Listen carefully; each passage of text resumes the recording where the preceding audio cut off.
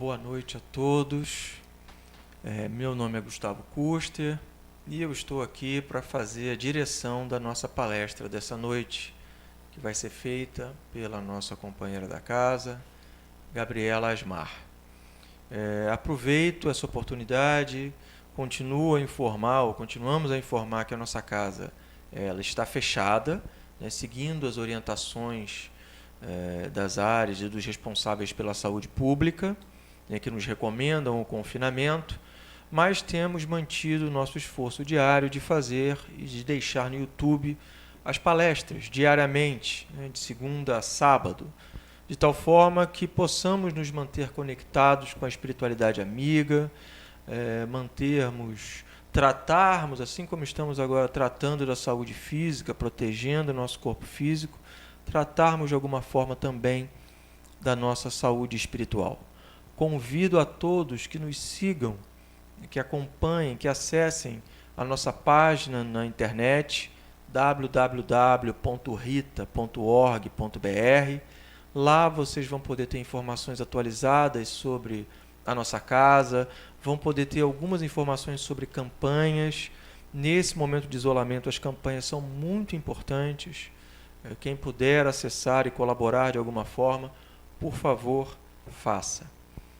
Eu vou fazer então uma breve oração e em seguida a Gabriela vai começar a sua reflexão dessa noite.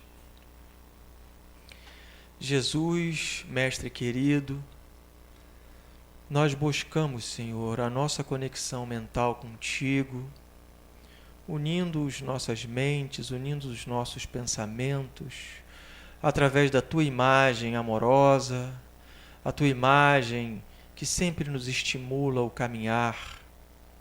Abençoa, Mestre, a nossa palestra dessa noite, que ela possa transcorrer num clima de paz, num clima de alegria, que ela possa chegar a todos aqueles que necessitam das reflexões que hoje aqui nos serão trazidas. Abençoa, envolve nas tuas melhores vibrações a nossa companheira Gabriela Asmar, responsável pela palestra dessa noite, e que seja então, Senhor, sob a tua proteção, na sintonia e proteção dos guias e mentores espirituais desta casa, que nós possamos, de nossa parte, iniciar a reunião dessa noite. Obrigada, Gustavo. Boa noite a todos. É um enorme prazer estar aqui no Rita. Como nós estamos numa casa espírita, eu tenho certeza que nunca estamos sós. Estamos aqui, Gustavo, eu e a Carol, para nos ajudar a gravar, e muitos desencarnados que nos assistem, e vocês em casa, que eu espero que estejam aproveitando essa quarentena da melhor forma possível. Não é uma situação fácil, mas é uma situação necessária. E nós escolhemos estar no mundo nesse momento, né? No nosso processo de escolhas encarnatórias. Certamente isso não vem por acaso. E certamente as lições que nós estamos tendo nesses momentos de isolamento social podem ser muito úteis para tudo que virá na história da humanidade. A gente sabe que a gente está no mundo num momento de transição planetária, não sabemos talvez em que fase dessa transição ou quanto tempo vai levar, né, como diz o meu professor de evangelho aqui na casa, o Márlio, da mesma forma que existe a revista Caras, existe a Almas, né? Então, nas fofocas que a gente muitas vezes escuta, né, no mundo, nas comunidades espíritas, acredita-se que a gente está em pleno ápice do momento mais crucial da transição planetária e que estamos tendo sim uma oportunidade de revigorar o planeta Terra e nós com ele, que talvez outras orbes, outras humanidades em outros níveis não tiveram.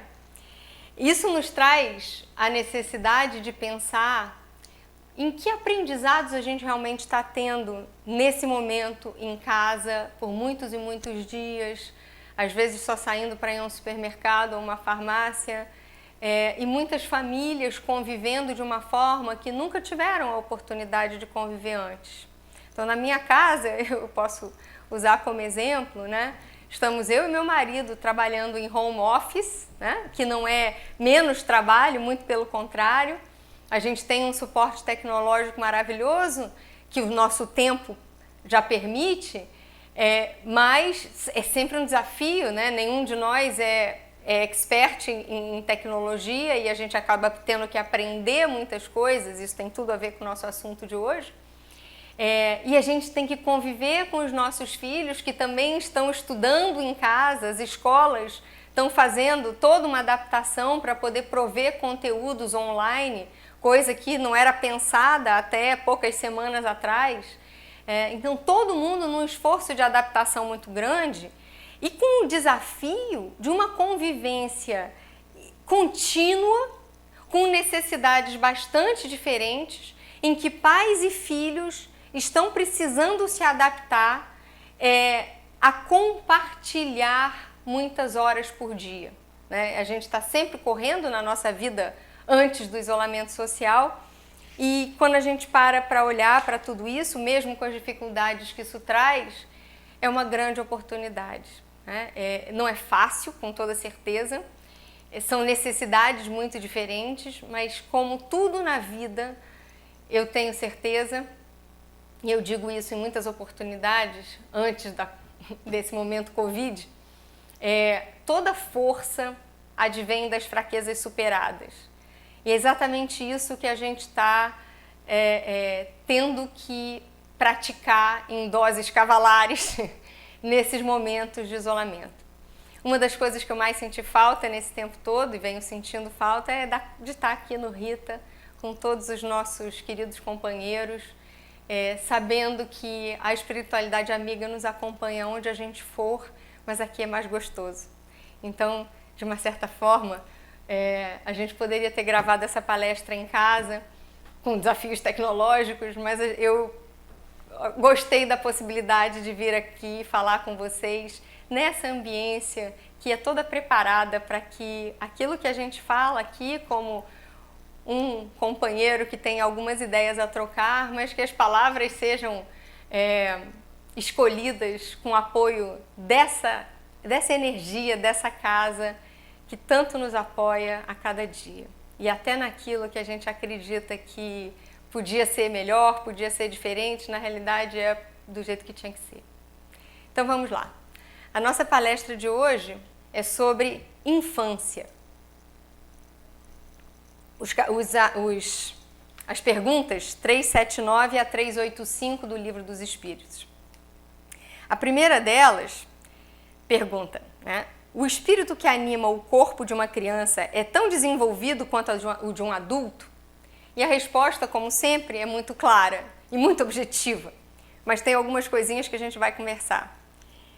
Pode até ser mais, se progrediu mais. São apenas órgãos imperfeitos que o impedem de se manifestar. Ele age em razão do instrumento com que se pode manifestar.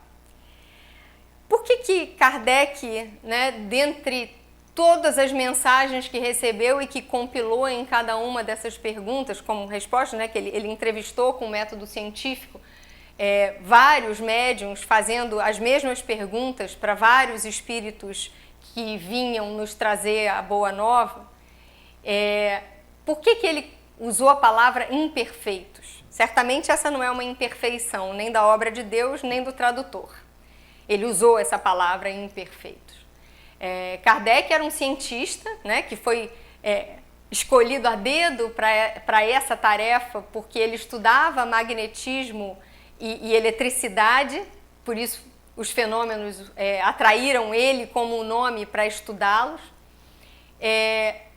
E por que ele diria que os órgãos eram imperfeitos quando logo adiante, nessa mesma sequência de perguntas, fica muito clara a perfeição da obra de Deus e que, portanto, seria incompatível com órgãos imperfeitos? Por que uma criança nasce com órgãos imperfeitos? A gente sabe que mesmo uma criança que nasce com um corpo diferente, com necessidades especiais, ela é perfeita para a missão que ela veio cumprir. para a família que a acolheu e para ela própria, naquele contexto, poder desenvolver o seu potencial na lição que lhe é necessária para a sua evolução. Então, tudo é perfeito. Que órgãos imperfeitos são esses? Acredito eu, né, lendo e pensando no que eu ia poder compartilhar com vocês, eu não sou expert em neurociência, mas estudei um pouquinho em função da minha atividade profissional, que não é de cientista nem de médica. A neurociência está hoje bem falada, né, bem popularizada. E o que é importante a gente entender de neurociência para essa questão específica? O nosso cérebro é composto de vários pedaços, né, vários departamentos, digamos assim. A gente tem um muito essencial, muito básico, que é o que a gente chama de cérebro reptiliano, que fica aqui na altura da nuca. E o cérebro reptiliano, ele é interessante porque ele tem esse nome, porque ele se desenvolveu na mesma medida e até o estacionamento do desenvolvimento dos répteis. Isso tem uma bagatela de 40 milhões de anos. Desde então, os seres humanos continuaram se desenvolvendo, os répteis nem tanto em termos de desenvolvimento cerebral, e não estou querendo discutir Darwin aqui, pelo amor de Deus, mas o que é bonito é que o que traz o funcionamento do cérebro reptiliano numa qualidade um pouco mais adiante do que os répteis fazem é o que a gente chama de cérebro límbico, que é o que processa e produz a sensação das nossas emoções, né? Então, nós somos espíritos encarnados com um funcionamento essencialmente dependente do processamento de emoções. Isso já é algo muito importante da gente pensar em por que nós acabamos, né, nessa terra que agora se regenera enquanto a gente está em casa, por que nós nos tornamos tão importantes para esse planeta, considerando que tem tantos animais por aí, mais rápidos, mais fortes, mais ágeis, muitas vezes mais úteis do que nós para a vida do planeta Terra, da Mãe Terra, né? Por que nós somos, então, tão importantes assim? E aí vem uma outra parte do nosso funcionamento cerebral, que é o chamado córtex pré-frontal. Ele fica mais ou menos aqui. E esse córtex pré-frontal marcou uma grande diferença dessa espécie, que hoje a gente chama de Homo sapiens, desde o que foi antes, né? E aí eu não vou passar por todas elas, mas essa espécie conseguiu se desenvolver mais além e sobreviver e dominar outras espécies, sem julgamento, mas porque essa parte do cérebro nos dota de capacidades muito mais sofisticadas, não apenas de tomada de decisão a longo prazo, quanto de controle das nossas emoções. É no córtex pré-frontal que a gente aprende através das experiências, ou seja, através das experiências que a gente vai tendo na vida, né? E como diz um amigo meu, é muito mais importante a gente olhar para a quilometragem do que para a data de fabricação, né? A quilometragem, todas as experiências que a gente vai tendo na nossa vida vão nos obrigando a gerar exercícios mentais, cerebrais, sinapses, que vão enriquecendo esse córtex pré-frontal e ele termina de se desenvolver, ou seja, ele atinge a sua plasticidade máxima lá em torno dos 26 anos de idade. Então, é a partir dele que a gente consegue muitas vezes retardar o prazer, né? A gente mede maturidade muitas vezes pela capacidade do ser de postergar algo que ele realmente deseja. Então, se você pergunta para uma criança se ela quer um chocolate agora ou 10 chocolates daqui a 10 minutos, mas ela não pode comer nenhum até passar esse tempo, é muito frequente a criança preferir um chocolate agora. Não é que ela não entenda que 10 é mais do que 1, né? Dependendo da idade, ela já entende. Mas ela prefere o prazer imediato porque ela não consegue compreender o benefício do tempo. Olha que coisa linda. Olha como isso tem tudo a ver, não apenas com o desenvolvimento de um indivíduo, do momento em que é concebido até nascer e se tornar uma criança, um adolescente, um jovem, um adulto, terceira idade, mas com todo o nosso desenvolvimento enquanto humanidade. né? Esse momento de reclusão que a gente está vivendo fala do nosso desenvolvimento enquanto humanidade. E enquanto isso nos dá a oportunidade de nos desenvolver enquanto seres que ainda estão fazendo um grande esforço para pegar, digamos assim, o próximo bonde, né, da transição planetária. A gente está tendo um tempo de olhar para dentro, coisa que a gente desaprendeu nas últimas etapas aí da história da humanidade. A gente, não todos, mas muitos, né, acabam tendo uma atenção muito mais para fora, muito mais no imediato, no urgente. E aí, como eu sempre digo, né, o urgente sempre ganha do importante.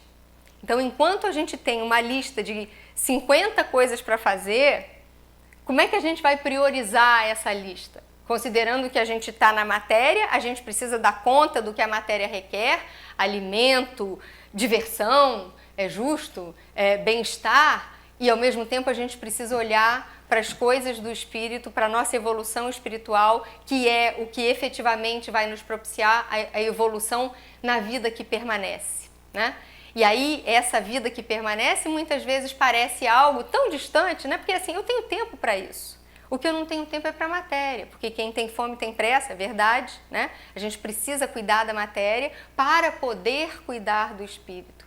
E a gente muitas vezes perde de vista esse tão importante, porque a gente preenche o nosso tempo, a nossa oportunidade encarnatória com as urgências daquilo que está mais à vista, né? Então, a gente está tendo uma oportunidade de olhar para isso, e esse tema de hoje, falando de infância, vai nos mostrar talvez um aspecto que a gente pensa pouco sobre o que é realmente ser uma criança, né? E está tudo aqui, né? Essa codificação é perfeita. Então, quando ele fala que a criança só não pode se manifestar de uma forma tão eloquente porque o seu córtex pré-frontal não está completamente desenvolvido, isso também é perfeito, né? Sem querer contradizer aqui a redação do Kardec.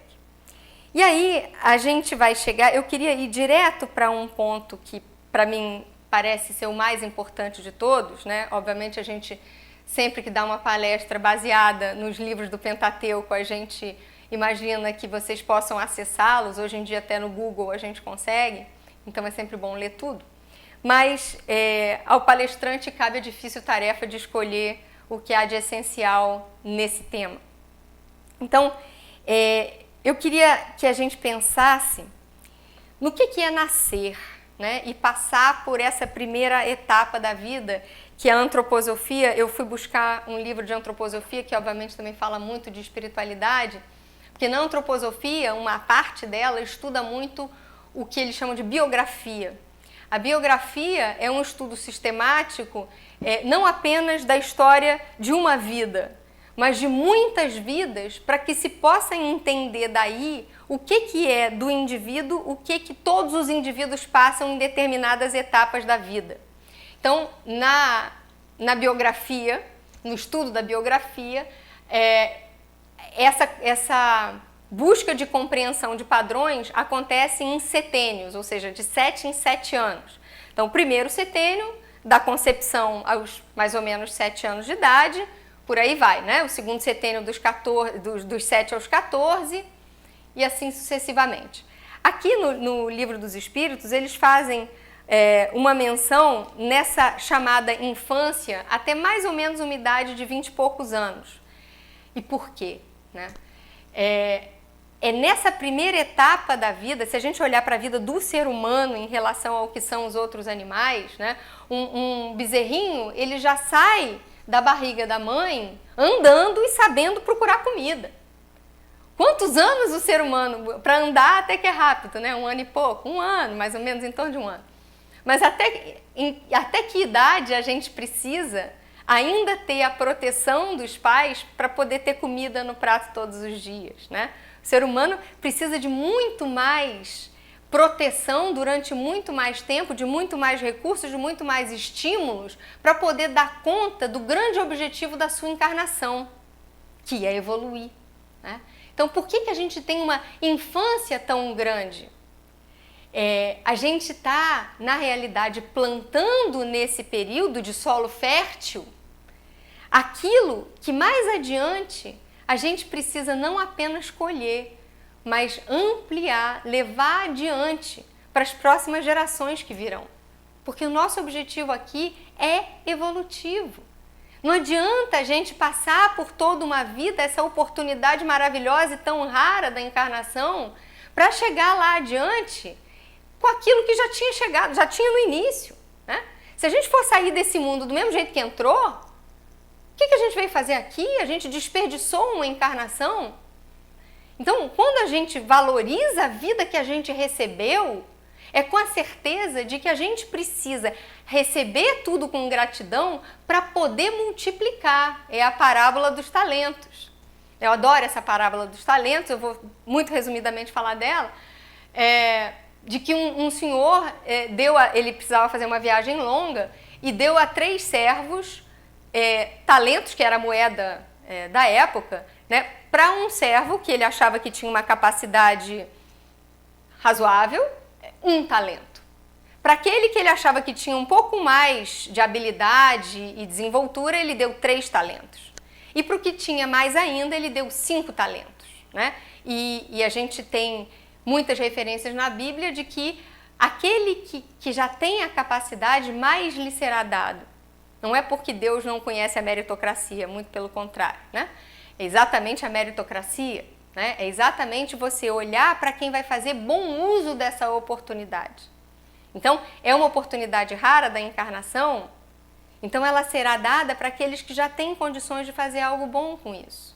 Esse é o intuito evolutivo. É claro que não vai faltar morada para ninguém. É claro que ninguém vai ficar sem oportunidade de evolução. Mas quando a gente se prepara para uma encarnação e vem com tudo de melhor, na certeza de que a gente vai pegar aquela oportunidade naquela família que a gente teve por mérito, né, que nos abrigou e que teve o mérito também de nos receber, mesmo com todas as dificuldades que a gente vai enfrentar, porque ninguém veio a passeio, como é que a gente vai fazer isso valer a pena? E aí vem o grande coração desse tema, né? Vem na pergunta 384. Por que a primeira... Não, desculpa, 383. Qual é para o espírito a utilidade de passar pela infância? Se a gente pensar o quanto é duro aprender tudo de novo, né? Aprender a falar, ou seja, aprender um idioma, além de toda a questão motora, aprender a andar, né, toda a motricidade, aprender a fazer conta, aprender a escrever, né? Tem uns que gostam de estudar, tem outros que não gostam, mas tem que estudar assim mesmo. Quem tem a oportunidade, isso também é uma oportunidade para que a gente lá na frente possa se manifestar de uma forma mais útil para si e para os demais, né? Por que a gente tem que passar por tudo isso de novo? Qual é essa grande necessidade de começar tati-bitati? Por que a gente já não vem lembrando de tudo que a gente aprendeu em tantas existências anteriores? Certamente eu já sabia falar, já sabia andar em muitas existências, por que reaprender? E aí a beleza da obra, a perfeição da obra, está exatamente nessa possibilidade de nós virmos, primeiro numa forma frágil, que faz com que aqueles que nos rodeiam e que recebem a nossa vinda como uma missão, né, os pais, e não apenas os pais biológicos, mas todos aqueles que nos cercam com cuidados, que eles olhem para nós com ternura. Se eles olhassem para nós como um igual, um adulto como eles, dificilmente eles nos dariam o benefício da dúvida. Ninguém na realidade sabe quem é o filho que está recebendo no seu ventre, na sua casa. Ninguém sabe por onde ele passou e qual é a relação anterior que nós tivemos. Pode ser uma relação de amor, como pode ser uma relação de dor. Né? Pode ser uma relação que eu quero repetir, como pode ser... Quero repetir, seja porque foi boa, seja porque foi ruim. Pode ser uma que eu não quero repetir, mas a providência divina me diz que eu tenho o quê? Porque o nosso grande objetivo é amar uns aos outros para a gente poder ser um com Deus. A gente nunca vai ser um ser perfeito enquanto o nosso vizinho estiver passando fome. Se a gente está aqui é porque a gente tem um motivo. A gente está aqui numa troca permanente de dar e tomar. né? Tomar, essa palavra é bonita porque não é só receber, né? A criança sim, a criança recebe porque ela está ali numa posição de fragilidade. Então ela está na hora certa de chorar até a mamadeira chegar. Mas no momento em que essa parte foi cumprida e a gente entrou numa outra parte da vida em que a gente já tem condições de oferecer, a vida é uma grande troca. O único presente que a gente recebe na vida que a gente nunca vai poder pagar é exatamente o do portal para a encarnação que os nossos pais nos dão. E quando eu falo nossos pais, a gente pode pensar em qualquer tipo de família, mas necessariamente a gente teve um homem e uma mulher para poderem gerar um corpinho de uma criança. Então, esses dois, mesmo que a gente não conheça, mesmo que a gente não admire eventualmente, mesmo com todas as dificuldades, esses dois foram os pais perfeitos para dar a passagem a esse espírito para voltar à oportunidade de uma nova encarnação, voltar à encarnação. E aí, esses primeiros 7 anos, diz a antroposofia, eles são especialmente férteis porque ainda existe um movimento muito intenso de troca de matéria e de aprendizado entre esses pais e outros adultos ao redor e esse serzinho que veio ainda sem poder manifestar aquilo que seria automático advindo das suas encarnações anteriores. Então, na matéria, ele vem com quando o bebê nasce, ele é 100% pai e mãe. Né? Ele é 50% pai, 50% mãe em termos de matéria. Todas as células dele foram formadas a partir dessa doação de matéria do pai e da mãe. À medida em que o tempo vai passando, ele vai trocando com o ambiente, como todos nós fazemos, né? Se hoje tem uma célula que está nessa mesa, ou no copo, ou na água, e que daqui a pouco pode estar na minha pele, e vice-versa, a minha pele também se torna poeira e a gente vai trocando constantemente o nosso corpo. Eu não sei dizer exatamente qual é a periodicidade, mas a gente sabe que as células com as quais a gente nasceu já não estão no nosso corpo, no caso da minha quilometragem aqui, há algum tempo, né? Então tudo vai se renovando. E nesses anos primeiros de vida, a criança ainda tem muito do pai e da mãe, então ainda existe uma ressonância vibratória muito importante, principalmente com a mãe, é claro, né? Sem de forma alguma fazendo diferença, porque tem muito pai por aí, tem muita mãe, né? Hoje em dia isso está mais democratizado, mas existe um vínculo literalmente umbilical com a mãe que ninguém consegue substituir, porque foram 9 meses de exclusividade, né? Esse é um tempo muito rico de experiências, em que a criança ainda não faz as suas próprias sequer sinapses, então ela absorve mesmo o que está ali no ambiente, energia pura, emoção pura. É uma conexão muito forte. E é exatamente para que a mãe, ao ter a criança fora do seu próprio corpo, olhe para ela e diga assim: eu sou responsável por esse ser. Eu trouxe ele ao mundo, né? E eu preciso dar a ele o meu melhor. É aí que vem a oportunidade dos pais, porque eu posso falar da minha experiência, e certamente me emociona, mas quando eu olhei para minha filha do lado de fora do meu corpo, a primeira vez que eu olhei para ela, na sala de parto, o mundo mudou ao meu redor. De repente caiu uma ficha e eu descobri que eu tinha que ser muito melhor de tudo que eu tinha ralado até ali. Porque agora tinha alguém que ia absorver aquilo que eu tivesse para dar. Tudo, né? O bonito e o feio. O fácil e o difícil. E aí a minha corrida para poder melhorar foi muito mais acelerada. Então, essa é uma experiência que transforma. Às vezes a mãe não tem nada material para dar para o seu filho. E às vezes a melhor coisa que essa mãe pode fazer é entregar um filho para adoção. Pode acontecer. Mas foi a maneira dela de zelar para que o filho pudesse absorver a vida que ele já tinha recebido, né? E eventualmente levar essa vida adiante. Então é um período em que essa conexão é muito clara. E a criança vem com toda essa fragilidade, inclusive para se manter humilde. É nessa humildade da criança que ela se abre novamente para o aprendizado. Novamente em relação ao que ela era, né, o espírito dela já trazia de vidas anteriores, que obviamente não é apagado, só está esquecido pelo benefício do esquecimento, né? É um grande benefício, é exatamente ele que nos permite recomeçar. E é muito interessante lembrar de Einstein nesse momento. Tem uma frase do Einstein que eu não canso de repetir, para mim mesma inclusive, sobretudo, que diz assim: o que me atrapalha é tudo aquilo que eu sei. Dito por ele, né? Não é só por mimzinha aqui, é algo para a gente pensar, né? Uma das maiores inteligências que a humanidade conheceu, dizendo isso, né? Nesse nível de humildade. Ele pôde ser tão útil à humanidade exatamente porque ele se mantinha num lugar de aprendiz, num lugar de quem não sabe tudo. É quando a gente acha que sabe tudo, que é uma ilusão comum, né? Quando a gente já estudou muito, a gente ralou muito para saber alguma coisa, e aí chega num momento em que a gente diz assim: não, chega, tá bom, foi suficiente, agora vamos botar em prática, beleza.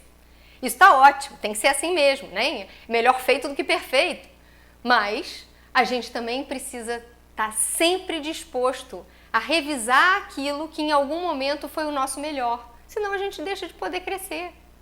E a criança traz esse frescor, essa possibilidade de absorção, exatamente porque ela ainda está num processo de transição dessa perturbação encarnatória. Na 383, bom, eu falei dela e não li a resposta, né, mas fui falando. A resposta né, então qual a utilidade? O espírito, encarnado para se aperfeiçoar, é mais acessível durante esse tempo às impressões que recebe e que podem ajudar o seu adiantamento, para o qual devem contribuir aqueles que estão encarregados da sua educação, né? Depois, na 385, que é uma questão bastante longa, Kardec se aprofunda, né, através das respostas, de onde vem essa mudança que se opera no caráter de uma determinada idade e particularmente ao sair da adolescência. É aqui que fala que isso considerado infância vai até inclusive a adolescência. É o espírito que se modifica, e aqui o que ele vai falar é desse processo transitório. Nessa fase de mais ou menos até os 7 anos, e os 7 anos são muito marcantes porque é mais ou menos quando a criança perde os dentes de leite, que ela já trazia desde a barriga das mães. Então o dente de leite na antroposofia ele é muito relevante porque ele marca, inclusive isso é perceptível do ponto de vista cognitivo da criança. Quando ela perde o dente de leite é quando ela está pronta para assumir a responsabilidade pelo seu próprio processo de aprendizado. E aí vem os dentes definitivos que ela própria produziu depois, né, de já estar encarnada. Então, nessa flexibilidade que ela ganhou por estar frágil e, consequentemente, receber muito carinho, receber um carinho que vem não apenas com proteção, mas com uma série de lições desses adultos que caminharam até ali, e muitas vezes, ao se verem diante de uma vida que depende deles, buscam também em si o melhor para dar. Ela vem absorvendo e nesse momento transitório, ela começa então a se identificar como ela própria.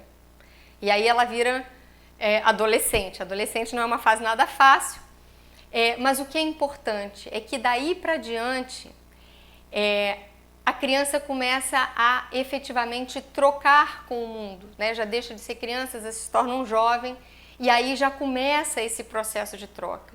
Então, eu tenho poucos minutos, mas eu não queria deixar de lembrar de uma parte do Evangelho segundo o Espiritismo, capítulo 8, cujo título maior é Bem-aventurados os que têm puro coração, e logo no início, a introdução vem com deixai vir a mim as criancinhas. É linda essa frase de Jesus, deixai vir a mim as criancinhas, porque o reino dos céus é para os que se assemelham a elas. Se assemelham a elas. Digo-vos em verdade que aquele que não receber o reino de Deus como uma criança, nele não entrará.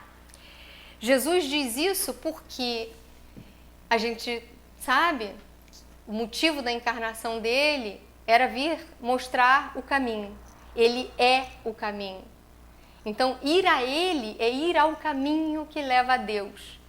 E, obviamente, ele não espera que todos nós nos mantenhamos numa fase de inocência e de receber mais do que damos. Muito pelo contrário, né?